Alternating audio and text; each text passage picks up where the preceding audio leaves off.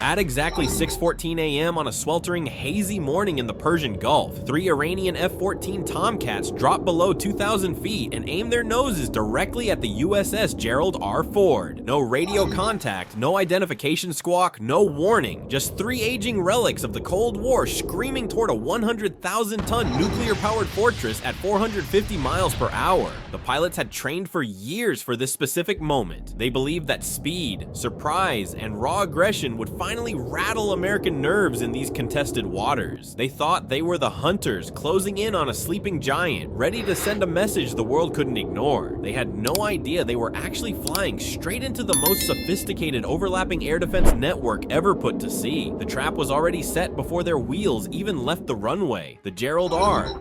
Ford isn't just a floating airport, it is the absolute flagship of American naval power, a massive sovereign territory that dictates terms simply by existing in the region. It stands as a $13 billion monument to the simple philosophy that if you are going to project force across volatile oceans, you might as well do it with such overwhelming technological superiority that the outcome is decided before the first shot is fired. Her flight deck spans 4.5 acres of lethal potential. Her twin A-1B nuclear reactors generate enough electricity to power a small city for decades without ever needing to refuel, providing energy for weapon systems that sound like science fiction to the aging avionics of the approaching Tomcats. Inside her hull, the Combat Information Center processes more tactical data in 60 seconds than the entire Iranian military command structure handles in a week.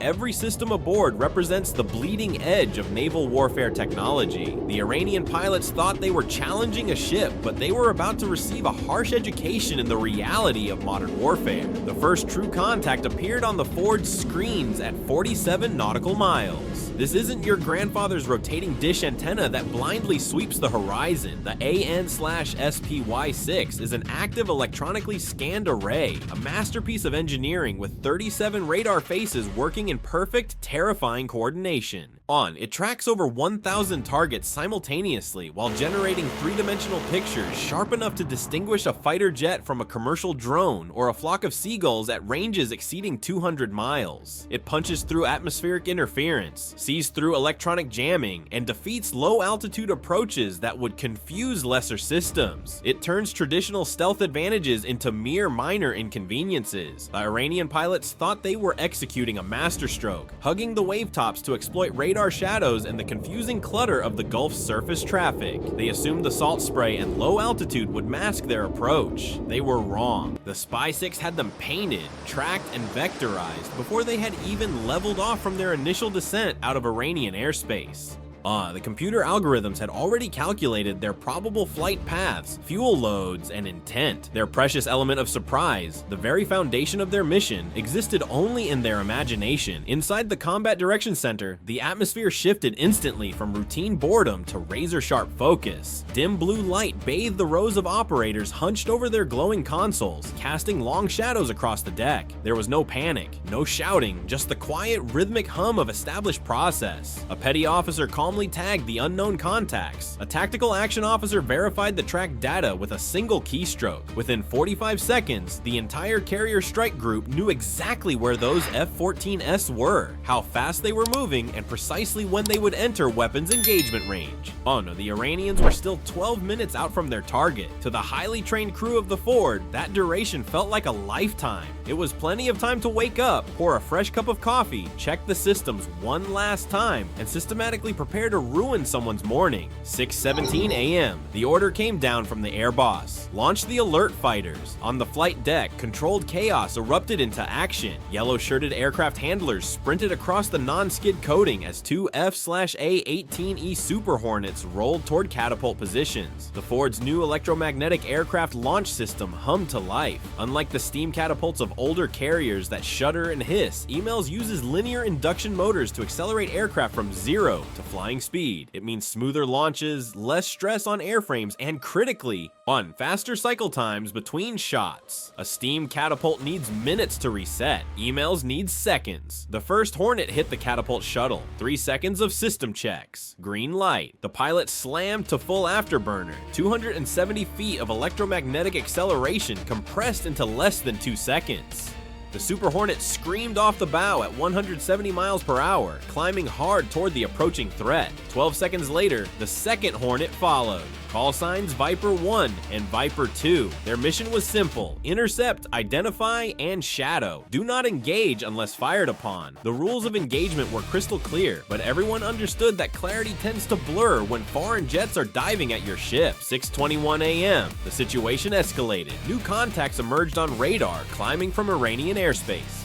Feature 3 more fighters joining their wingmen. 6 hostile aircraft now forming into an attack wedge pointed directly at the strike group. This wasn't a patrol that wandered too close. This was a coordinated provocation designed to test American nerve. Someone in Tehran had decided today was the day to poke the bear. They were about to discover the bear was awake, annoyed, and equipped with very long claws. The Hornets climbed to 22,000 feet and turned to intercept. Their APG-79 radars locked the incoming formation at 63 miles. Each pilot could see the tactical picture clearly on their displays. 6 hostile tracks. Closure rate approaching 900 miles per hour combined. Time to merge, roughly 4 minutes. 4 minutes to prepare for a confrontation that could either end quietly or spark an international incident. No pressure on the destroyers USS Mason and USS Thomas Hudner. The response was equally precise. Both Arleigh Burke-class ships tightened formation around the carrier. Their SPY-1D radar systems tracked the inbound contacts while electronic warfare suites activated in passive mode. No emissions yet, just listening. Gathering intelligence on Iranian radar frequencies and communication patterns. Every piece of data would be cataloged, analyzed, and filed away for future reference. The Pentagon's appetite for electronic intelligence is insatiable. They collect everything because you never know what becomes valuable until you need it. 6:24 a.m. first visual contact. Viper 1 spotted sunlight glinting off canopies at 11 o'clock low. 6 fighters in tight formation, close enough now to make out individual markings.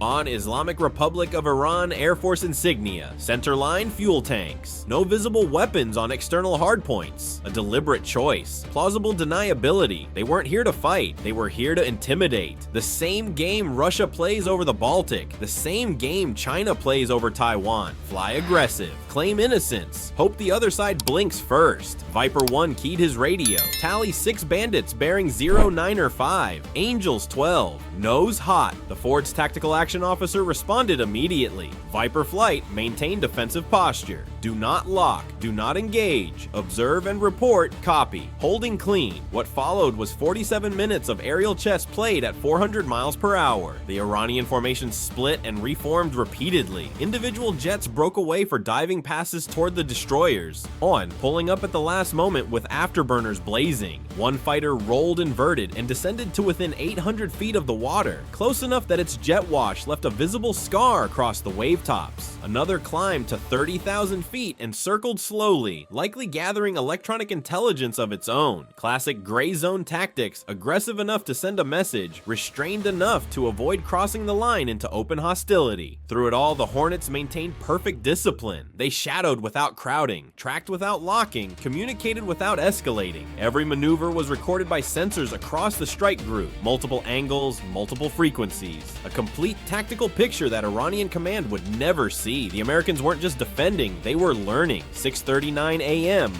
the most dangerous moment. One jet broke hard toward the Ford and descended rapidly. On the carrier's flight deck, the Phalanx close-in weapon system rotated to track. This autonomous guardian doesn't wait for human commands in final defense mode. Its radar locks the target. Its computer calculates a firing solution. Its 20mm Gatling gun stands ready to unleash 4,500 tungsten rounds per minute. The system nickname is R2D2. Cute name. There is nothing cute about what it does. Those tungsten slugs create a wall of metal that turns incoming missiles and aircraft into confetti. The fighter leveled off at 600 feet and roared across the Ford's bow, close enough to rattle coffee cups in the wardroom. Crew members on the flight deck felt the shock wave ripple through their chests. The Phalanx tracked the entire pass, but never fired. The engagement criteria weren't met. Close wasn't close enough. Aggressive wasn't the same as hostile, but every sailor who watched watched that jet scream overhead understood how thin the line really was. One twitch of an Iranian finger, one misinterpreted radar signal, one nervous American gunner, any of those could have turned a tense morning into an international catastrophe. 15 seconds later, the jet climbed away. The moment passed. Hearts started beating again. 6:51 a.m. Without warning, the Iranian formation broke off. All 6 fighters turned north and accelerated toward home. No radio communication, no explanation. They simply left, leaving behind nothing but jet fuel vapor and unanswered questions. Perhaps they'd accomplished their objective. Perhaps they'd run low on fuel. Perhaps someone in Tehran decided discretion was the better part of valor. The Americans would never know for certain. They could only watch the radar tracks fade and exhale slowly. The Ford never deviated from its course. Not a single degree of heading change. Not a single knot of speed adjustment. $13 billion of American naval power sailing serenely through the Persian Gulf as if 6 foreign fighters buzzing overhead was barely worth noticing. That studied indifference was itself a message. You don't scare us. You don't impress us. You don't even inconvenience us. But the intelligence haul was substantial. Every radar emission from those jets was captured. Every radio frequency logged. Flight patterns analyzed for training doctrine indicators. The Spy 6 had tracked them continuously, building profiles that would inform American tactical planning for years. The Iranians thought they were testing the Ford. In reality, they were handing over a detailed electronic fingerprint of their Air Force capabilities. Like a poker player showing their cards while trying to bluff, the cost analysis tells the real story. Iran burned approximately $47,000 in jet fuel and maintenance costs for that 47-minute provocation. They revealed electronic signatures worth millions in intelligence value. They demonstrated aggressive intent that justified increased American naval presence in the region, and they accomplished exactly nothing strategically. Zero territorial gains, zero political concessions, zero change in American patrol patterns. The Ford, meanwhile, continued its patrol. On her air wing conducted scheduled training flights that afternoon. Her crew served dinner at normal hours. The incident was logged, reported, and filed. Business as usual for a carrier strike group that handles more complexity before breakfast than most navies manage in a month. Within 48 hours, Iranian state media released carefully edited footage claiming their brave pilots had forced the American carrier to retreat. Propaganda for domestic consumption. The Ford's navigation logs told a different story. Zero course changes, zero speed changes. The carrier had sailed a perfectly straight line throughout the entire encounter, treating 6 incoming fighters with the same concern most people reserve for aggressive seagulls at a beach picnic. This is how modern gray zone confrontation works. One side pushes, the other side refuses to react.